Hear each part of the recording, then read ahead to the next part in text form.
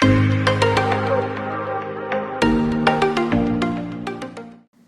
happy third week of July, everybody in the county.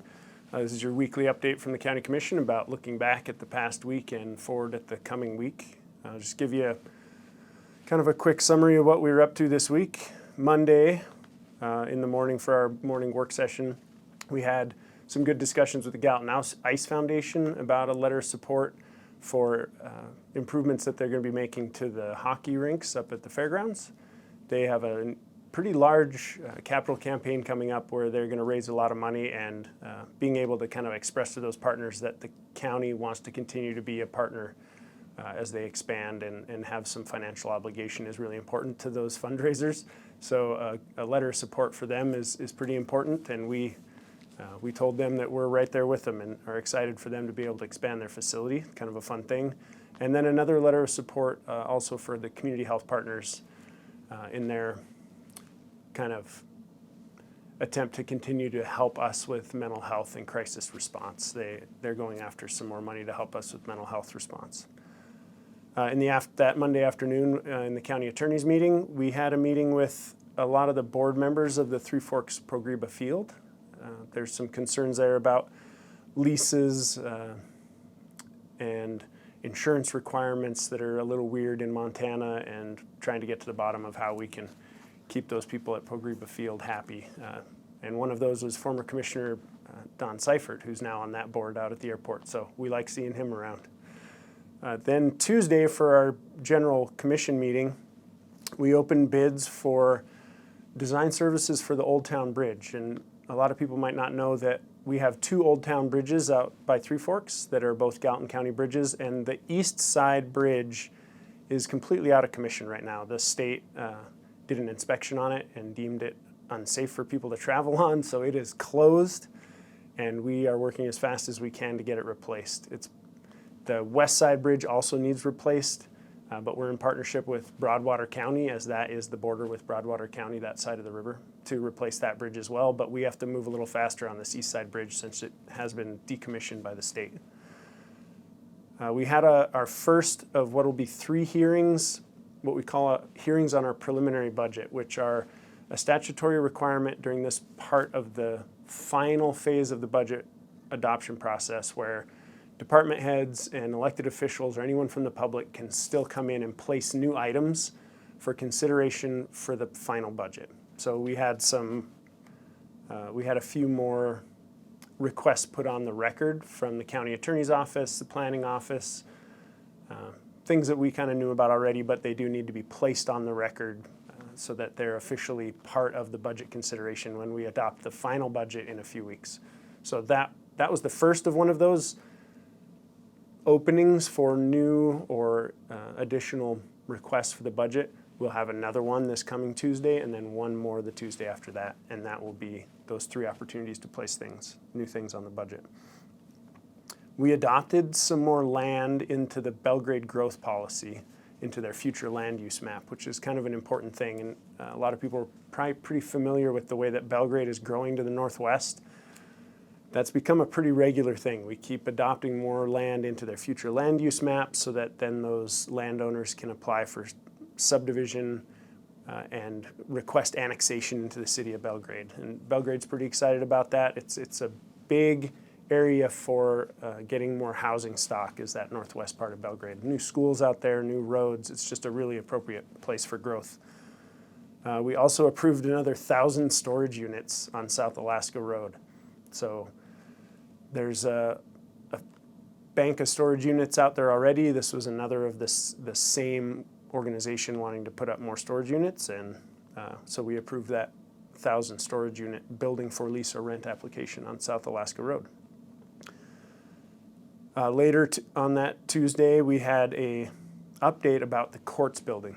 So the big news there kind of is that everything's kind of on schedule, but Martel, our general contractor, has released all of the calls for bids for all of the subcontractors last week. So we're starting to get some responses back this week and getting some kind of good feelings from Martel.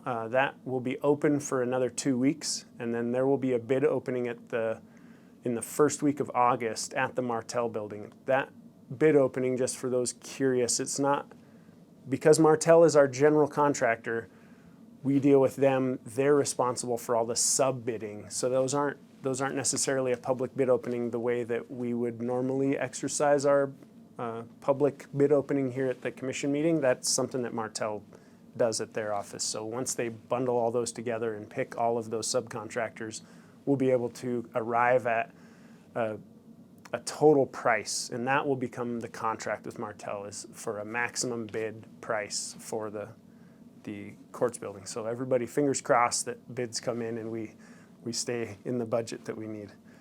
Again, Tuesday at the very end of the day, we had a great meeting with the enterprise fleet guys. A lot of you may know that we have gotten a lot more serious about all of the vehicles in the county fleet. That means being able to be really honest with ourselves about how much it costs every year to plan for replacement of those vehicles, keep those vehicles efficient, up to date, and try to just do a better job about our maintenance responsibility and kind of recognizing that in the budget. So they did a good analysis for us about looking forward, trying to replace a couple hundred vehicles over the next several years, and how that saves us money in the long term and saves the citizens of Gallatin County with more responsible ownership of the fleet. So that kind of takes us through this week, which is Fair Week. So most everybody, I hope, knows already that the fair's been going the last couple of days, and we've had a couple of pretty awesome shows the last couple of nights. There's one more show left tonight. Encourage everybody to go to the fair. Take your friends or your kids or grandkids over there and get them a fun ride on one of those crazy, I don't know what to call them. I was going to say something inappropriate about getting sick on a ride, but get everybody down there for fun at the fair. It's been a great fair. Each year it just gets better and better, and our staff down there at the fair are doing an awesome job. It's an exciting thing for us this week. Looking into next week, Monday we'll have our monthly chief officers meeting, which there isn't a particular agenda for that. We just have all of our chief officers in. We kind of go around to talk about things that are going on. Usually the concern is about hiring, about trying to satisfy or meet this need for housing, or how the county can help with housing. That tends to be kind of the common subject. And then we just go around the room and everybody updates each other on kind of what's going on. But those meetings are open as well. Those are open quorumed commission meeting. And then Tuesday in our general meeting, there's quite a few things going on. We're going to open proposals for firms offering to help us with our countywide land use map. It's time to update that land use map. And that's going to be a really fun exercise as we look back at the last map and how we've been using it, and look forward into where the growth has been and then where we expect it to go now, with kind of lessons learned over the last 5 years. Kind of an exciting process. We have a growth policy, transportation plan, trails plan, and this future land use map kind of helps us with those other plans and inform our subdivision and land use policies. We will have, again, as I had said, this week we'll have another opening for new items for the budget, preliminary budget meeting. And then we have our 2 big ballot questions for November are going to be on this Tuesday's meeting. So the first is to put on the ballot the question of 9 mills for the rest home. That has been something that the commission has been considering doing for quite a few years now, and we're resolved now that this is the year that we finally need to get out to the public and be honest with them about what it costs to run the rest home, and ask them if they are willing to invest mills into the rest home, and tell them about how much it's going to cost to run that into the future. We're really hopeful that that's a really healthy conversation for the community. We've been wrestling with it for a lot of years internally, but I don't think the community quite understands how difficult it is and how much it costs to run that rest home, and how important part of our community it is. So this is really an exciting opportunity for it to become a community-wide conversation. The other questions are the marijuana ballot tax questions. So a lot of you probably saw that in June. That was a successful vote, but we have to re-vote it because of some notice requirements that we missed. I hope nobody missed this subject as it happened in June. It seemed really important to us, but maybe some of you didn't know that There's some unique notice requirements in this legislation that allows us to do this local option tax.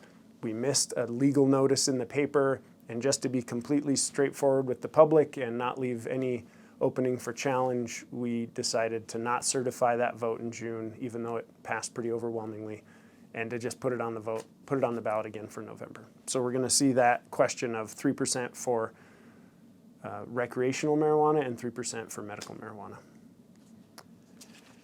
Then on Wednesday, a couple of pretty interesting meetings that I really like to see on the calendar. We're talking about our relationship and our kind of shared stewardship of the west side of the Bridgers with the Forest Service, what we call our Bridger Infrastructure Group.